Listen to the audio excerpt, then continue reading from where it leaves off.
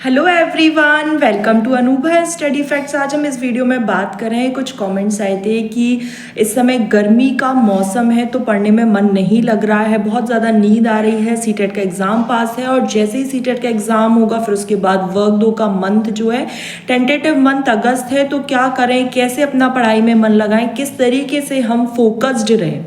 तो इसके लिए देखो अलग अलग है कि नींद आ रही है तो थोड़ा सा वॉक कर लो, थोड़ा सा चल के पढ़ लो, थोड़ा सा पानी पी लो, मुंह धो लो, बहुत सारे ऐसे बोल सकते हैं कि आपको ऑप्शंस मिल जाएंगे। लेकिन अगर मैं एक बात करूं, ये सारे टेम्परेरी रीजंस हैं, लेकिन अगर आप एक परमानेंट रीज़न चाहते हैं जिस वजह से आपको नींद ना आए, आपका पढ़ाई में मन लगे, आप फोकस्ड रहें, तो वो ये है कि आप उस चीज़ को याद करो कि जब आपने ये ड्रीम देखा था, ये सपना देखा था, तो वो किसके लिए देखा था, वाई यू आर हेयर। आज आप यहाँ हैं, why you are here today, इस चीज़ को सोचो।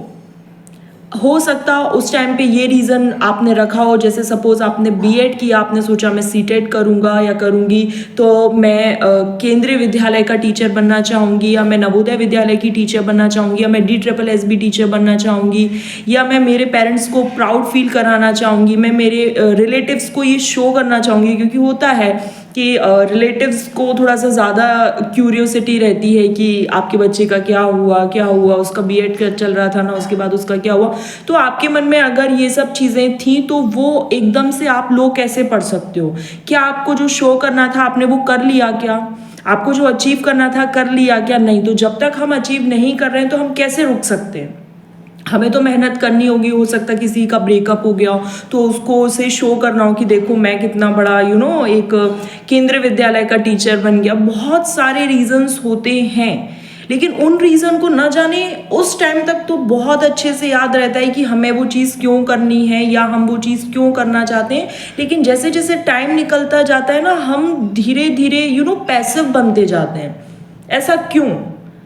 वो अंदर से एक आग, जुनून, वो पैशन कहाँ चला जाता है? बस गर्मी लग रही है, सर्दियों की बात, जैसे सीटेट जनवरी में है तो सर्दी लग रही है, दिसंबर से वो कमेंट्स आते हैं कि सर्दी लग रही है, हमारा पढ़ने में मन नहीं लग रहा, हम थोड़ा सा बस रजाई लेकर बैठ जाते हैं तो नींद आ जाती है। गर्मी के टाइम पे आप लोग का रीज़न ये रहता है कि बहुत ज़्यादा गर्मी है तो पढ़ने में मन नहीं लग रहा है। अगर दिन में गर्मी लग रही है आपको तो रात का मोटिव बना लो पढ़ने का।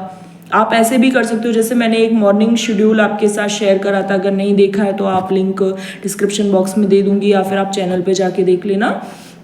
रात में आप उसको ऐसे यूज़ कर सकते हो, जैसे आपने अगर 7 से 8 बजे के बीच में अगर आप खाना खा लेते हैं तो सबसे बेस्ट है डिनर अगर इस टाइम पे हो जाए, फिर बहुत ज़्यादा नींद भी नहीं आएगी। और लगभग 8:30 तक आप एक बार शार लेकर अपना पढ़ना शुरू करें। जैसे आपने 7:30 बजे खाना खा लिया, 8:30 बजे तक शार ले लें, उसके बाद आप आराम से पढ़ने बैठ जाएं तो आपको गर्मी भी कम लगेगी। देखिए गर्मी तो है, इसका कोई अब कोई विकल्प नहीं है।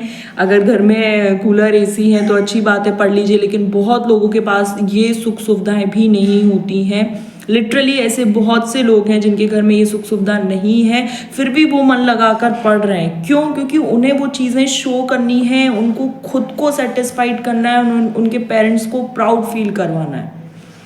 आराम से आप 8:30 बजे तक पढ़ने बैठ सकते हैं। उस टाइम पे ना कोई डिस्ट्रैक्शन भी नहीं रहता। अगर आपके घर में लेट खाना खाते हैं तो आप कोशिश करो कि आप जल्दी खाना खा लो, क्योंकि अगर जितना लेट खाना खाओगे नींद उतनी मतलब फिर नींद आने लगेगी। 8:30-9 बजे तक आप पढ़ने बैठ जाओ। आराम से अपने जो रीडिंग वाले टॉपिक्स हैं सबसे पहले उनको कंप्लीट कर लो। सपोज आपने 11 बजे तक वो कंप्लीट कर लिया, 11 से 11:15 तक मोबाइल बिल्कुल मत चलाओ, क्योंकि अगर आपने रात में 5 मिनट के लिए भी मोबाइल उठाया तो ऐसा रहेगा कि फिर वो आधा घंटा कब कंप्लीट हो जाए, 1 घंटा कब निकल जाए आपको पता ही नहीं चलेगा। तो मोबाइल मत लो, नॉर्मल एक वॉक कर लो, एक ग्लास पानी पी लो, वाटर बॉटल अपने साथ लेकर बैठो, ठीक है। फिर उसके बाद थोड़े मैथ्स के क्वेश्चंस की प्रैक्टिस कर लो। सीटेट पेपर 1 दे रहे हो, पेपर 2 जो भी आप दे रहे हो जिस हिसाब से, तो आप मैथ्स के थोड़े से क्वेश्चंस की प्रैक्टिस कर लो।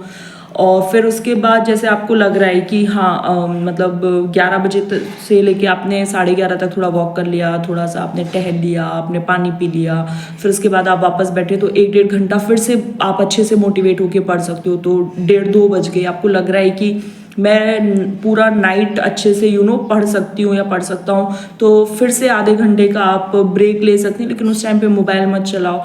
कुछ भी जो आपको अच्छा लग रहा है, जो आप क्रिएटिविटी करना चाहते हैं, थोड़ा बहुत वो कर सकते हैं, कोई भी एक ड्राइंग कर लो छोटी मोटी, बट मोबाइल उस टाइम पे मत चलाओ। क्योंकि मैंने देखा है कि अगर हम 5 मिनट के लिए भी मोबाइल में बैठते हैं तो बहुत ज़्यादा टाइम निकल जाता है। जैसे मेरा यूट्यूब पर बहुत ज़्यादा टाइम निकलता है, मैं और सोशल मीडिया पर नहीं हूँ जनरली, तो टाइम तो निकलता है, इसमें कोई दोहराए नहीं है, ठीक है। तो फिर आपको लग रहा है कि आप और भी अच्छा कर सकते हैं, तो सब्जेक्ट्स पेडागोजी लेके बैठ जाओ। क्योंकि बिल्कुल जब डिस्ट्रैक्शन नहीं है, घर का कोई मेंबर आपसे बातचीत नहीं कर रहा, आप मोबाइल पे किसी से बातचीत नहीं कर रहे हैं, तो आप काफ़ी अच्छे से उस टाइम पे पढ़ सकते हैं। फिर उसके बाद लगभग ऐसे 3 बज गई, आप 3 बजे सो जाएं। फिर वही 9-10 बजे तक उठें, अपना नहाएं धोएं, खाना वाना खाएं, जो भी अब ब्रेकफास्ट करना है, whatever you want to do वो सब करें। 12 बजे से लेके 3-4 बजे तक आप फिर से पढ़ने बैठ जाएं। अगर उस टाइम पे नहीं पढ़ने का मन है, दिन का टाइम है, तो आप 3 से 4 सो जाएं, वापस से सो जाएं, फिर 4 बजे से लेके फिर थोड़ा सा 7 बजे तक पढ़ लें। तो ये सब देखो आपको अपने हिसाब से रखना पड़ेगा। क्योंकि जैसे मेरे अगर सीटेट के टाइम की बात करूँ, तो मेरा 7 जुलाई 2019 को पेपर था। उस टाइम पे भी काफ़ी गर्मी थी, मई जून में रहता। मैंने अपनी 1 मई से पढ़ाई शुरू करी थी।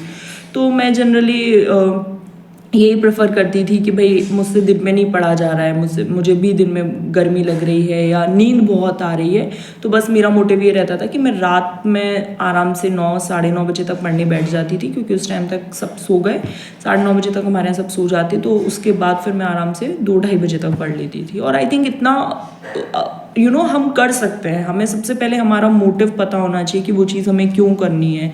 हमें किसी को प्रूव करने के लिए करनी है, हमें खुद के लिए करनी है, हमें अपने पेरेंट्स को प्राउड फील कराना है, हमें वो चीज़ करनी क्यों है, हम वो क्यों करना चाहते हैं, हमने शुरू क्यों किया था। शुरुआती दिनों में तो हम बहुत ज़्यादा मोटिवेट रहते हैं, हमें लगता है कि हम सब कर लेंगे, हम सब अच्छा कर लेंगे। बट जैसे जैसे टाइम निकलता जाता है, न जाने हम अपने आप में ही डीमोटिवेट हो जाते हैं। तो डीमोटिवेट नहीं होना है, अपने रीज़न्स फाइंड आउट करो कि आज आप वो चीज़ क्यों शुरू की थी। जब आपको ये दोबारा से रिमाइंड हो जाए कि आपने वो शुरू क्यों की थी, तो आई थिंक फिर आपको कोई नींद नहीं आएगी, आपको कुछ ऐसा नहीं लगेगा कि नहीं अब नहीं पढ़ना है। आपको मन होगा, आपको खुद से मन होगा कि आपको पढ़ना है। और रही बात पढ़ने की, तो एनसीईआरटी मैंने बोला था कि एनसीईआरटी आपको पढ़ना चाहिए, तो एनसीईआरटी शॉर्ट फॉर्म में पीडीएफ में कहाँ मिल रही है, वो मैं एक शॉर्ट्स के फॉर्म में वीडियो अपलोड कर चुकी हूँ, तो आप वो देख लीजिएगा।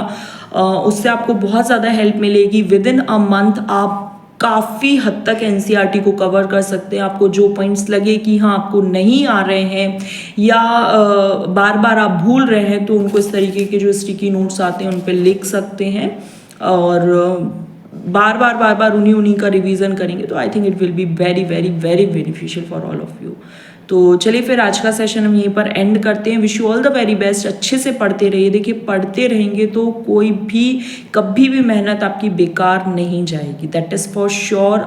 आज नहीं उस चीज़ का रिजल्ट मिल रहा है, कल नहीं मिल रहा है, लेकिन एक दिन आपकी मेहनत का रिजल्ट आपको ज़रूर होगा, ज़रूर मिलेगा, ज़रूर से मिलेगा, ठीक है।